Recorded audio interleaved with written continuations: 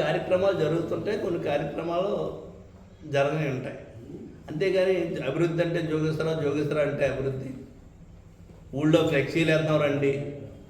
ఏ ఊరైనా మీకు కనపట్టలేదా? ప్రతి ఊళ్ళోని ఆర్బీకేలు, రైతు భరోసా కేంద్రాలు, వెల్నెస్ సెంటర్స్ ఆరోగ్యం కోసం 24 గంటలు.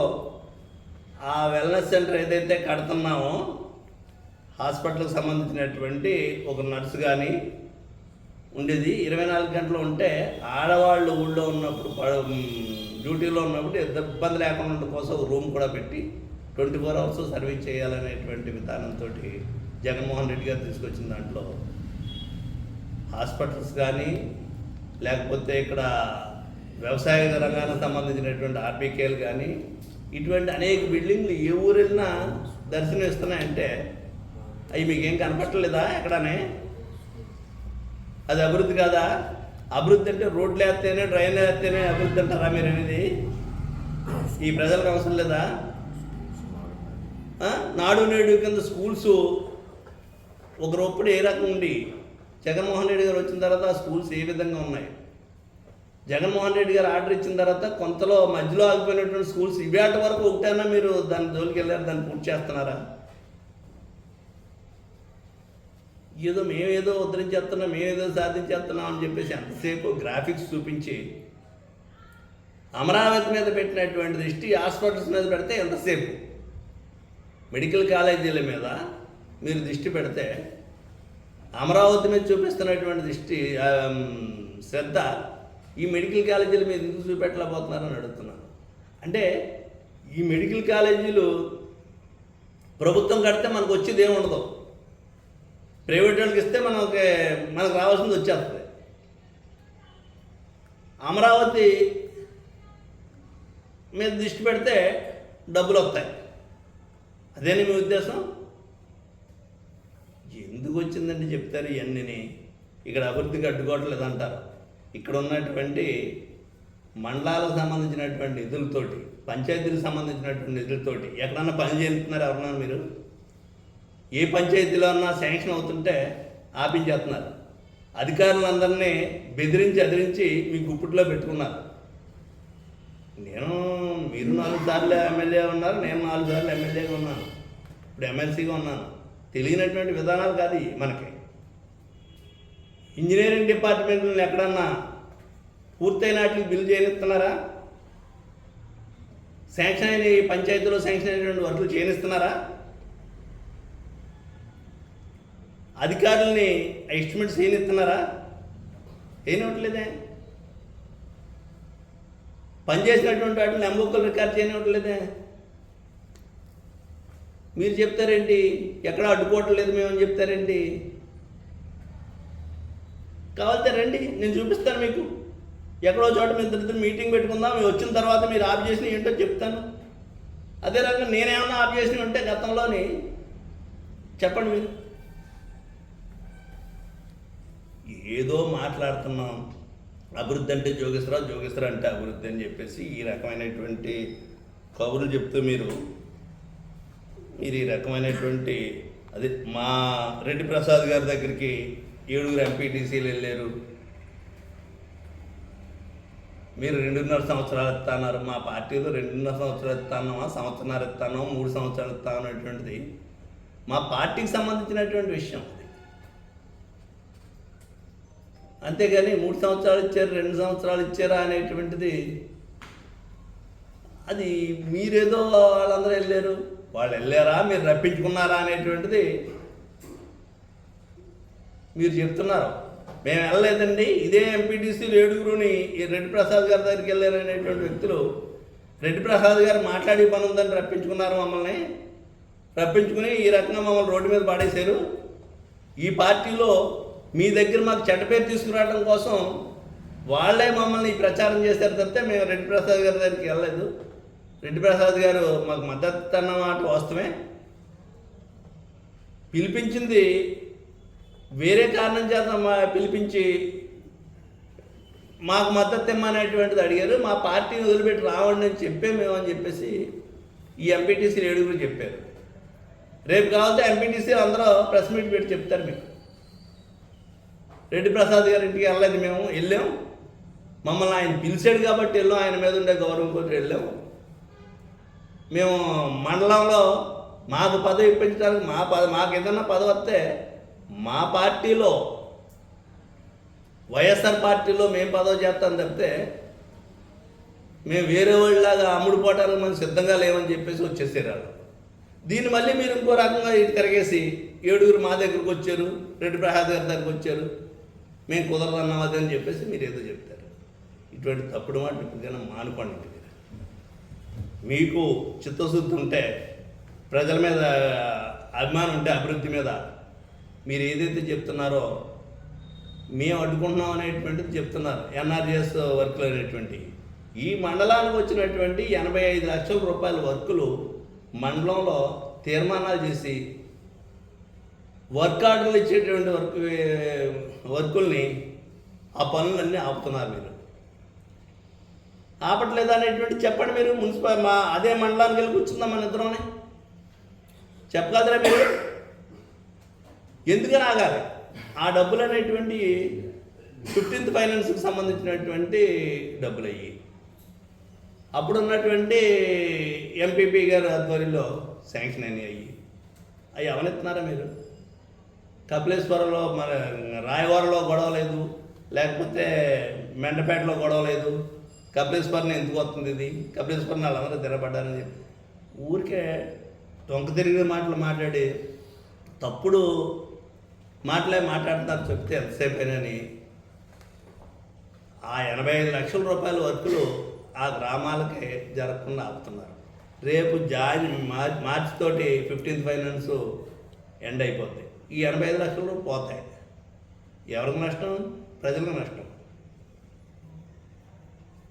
మాకు 50% ఇస్తేనే మేము ఈ వర్కులు జరగిస్తామని చెప్తున్నారు. మీరు మీ పార్టీకి 50% ఇవ్వాలన్నారు. ఇదేనా మీ విధానం?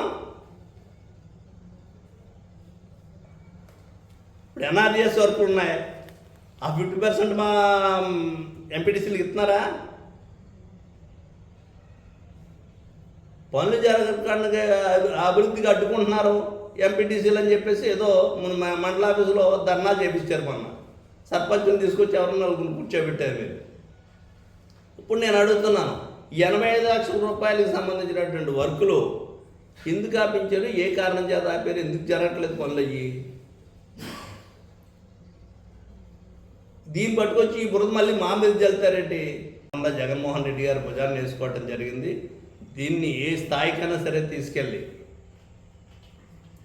ప్రభుత్వానికి మెడలు వంచైనా సరే విద్య వైద్యం అనేటువంటిది పేదవాడి హక్కు కాబట్టి ఆ హక్కుని పేదవాడికి అందించేటువంటి దానికి జగన్మోహన్ రెడ్డి గారు చేస్తున్నటువంటి కార్యక్రమం చూసి వారం లెక్క, ప్రజల నుంచి వచ్చినటువంటి స్పందన చూసి వారం లెక్క మీరు ఈ రకమైనటువంటి తప్పుడు ప్రకటన చేస్తున్నటువంటి దాన్ని మేము తీవ్రంగా ఖండిస్తున్నాం అనేటువంటిది కూడా మరి మీకు తెలియపరుస్తున్న ఈ సందర్భంగా జరిగినటువంటి మండల ఎన్నికలు ఏదైతే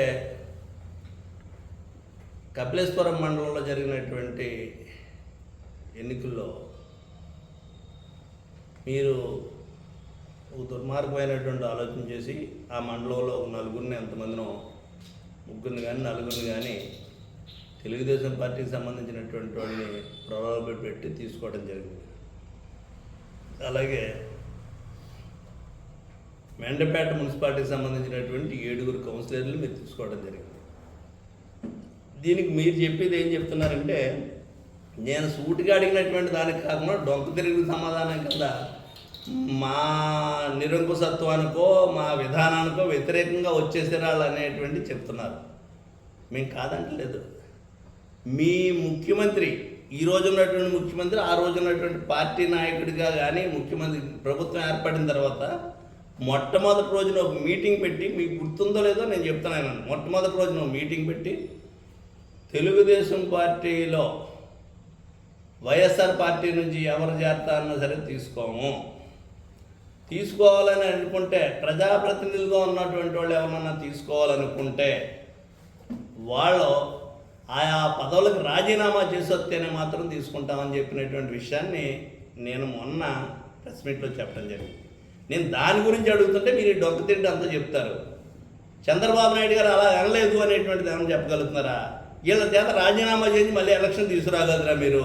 వీళ్ళు రాజీనామా చేయకుండా ఎందుకు తీసుకున్నారో అంటే ముఖ్యమంత్రి గారు మాట్లాడినటువంటి మాటలు తప్ప, లేకపోతే మీరు వీళ్ళని తీసుకోవడం తప్ప, నా మీద వ్యతిరేకతో లేకపోతే మా పార్టీ మీద వ్యతిరేకతతో వచ్చేస్తారనుకుందాం అంటున్నారు మీరు అనేది. మీ నాయకుడు మాట్లాడింది ఏం మాట్లాడాడు ముఖ్యమంత్రి గారు ఆ రోజు? నేను పార్టీ అధ్యక్షుడు మీ అందరికీ మీటింగ్ పెట్టి టీడీఎల్పీ మీటింగ్లో మాట్లాడినటువంటి విషయాన్నే నేను ఒకసారి ఈ సందర్భంగా మీకు తెలియపరుస్తున్నాను. ఆయన మాట్లాడింది ఈ రోజున కూడా క్లిప్పింగ్ నా దగ్గర ఉంది, మీరు చూస్తారంటే పంపిస్తాను.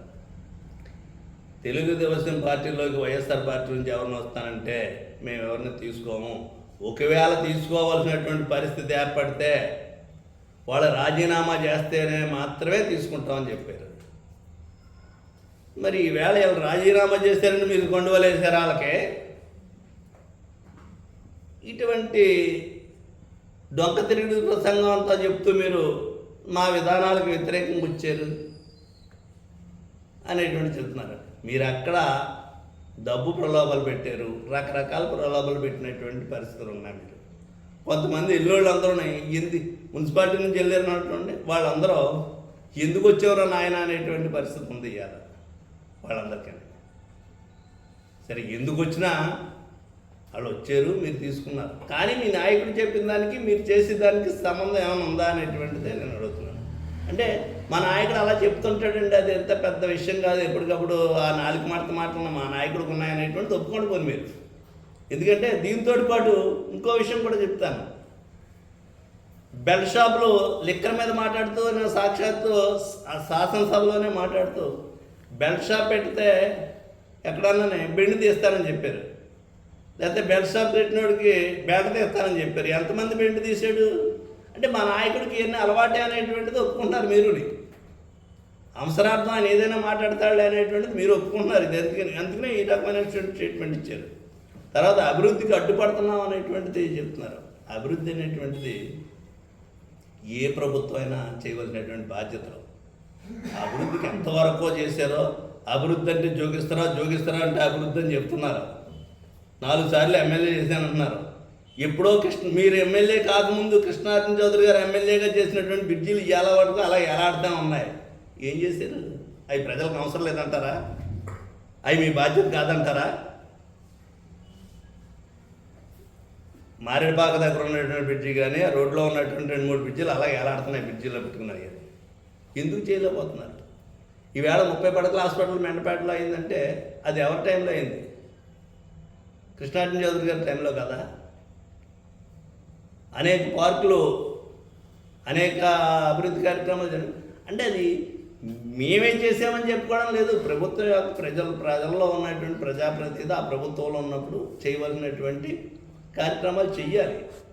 నేను మాత్రమే చేశాను అని చెప్పడం లేదు. నేను వచ్చింది 3 సంవత్సరాల నుంచో ఇక్కడ నేను శాసనమండలి సభ్యుడిగా ఉండి మా ప్రభుత్వ అధికారంలో ఉంది కాబట్టి ఏం చేసాము అనేటువంటిది మీరు 30-20 సంవత్సరాల నుంచి అధికారంలో ఉన్నారు. మీరు ఇప్పుడు 15 ఏళ్ళు అయింది. అంతకుముందు 5 ఏళ్ళు మున్సిపల్ చైర్మన్గా ఉన్నారు. నేను వచ్చి చేసినటువంటిది మీరు ఎప్పుడు అప్పటి నుంచి మీరు గాలి వదిలేసినటువంటి మున్సిపాలిటీలో ఉన్నటువంటి డంపింగ్ యార్డ్ సమస్యను పరిష్కరించాను. అంటే అదేదో నేను గొప్పగా చెప్పట్లేదు, ప్రజలకు అవసరమైనటువంటి సమస్య అది.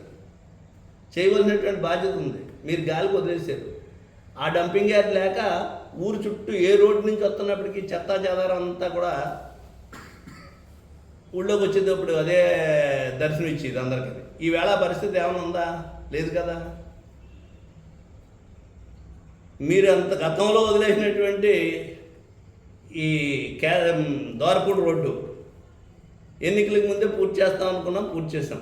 ఆ పూర్తి చేసినటువంటి దానికి కొంత బ్రిడ్జిలు కట్టవలసినటువంటివి ఉంటే ఆ బ్రిడ్జిలు 2 ఏళ్ళు అవుతుంది, సంవత్సరం సుమారు అయిపోయింది మీరు వచ్చి. ఇప్పటి వరకు పూర్తి చేశారా? చేయలేదు. నేనేదో పెద్ద ఉద్ధరించేసాను చేసేసాను అనేటువంటిది చెప్తారేంటి? మీరు పనిచేయటం అనేటువంటి ఉన్నప్పుడు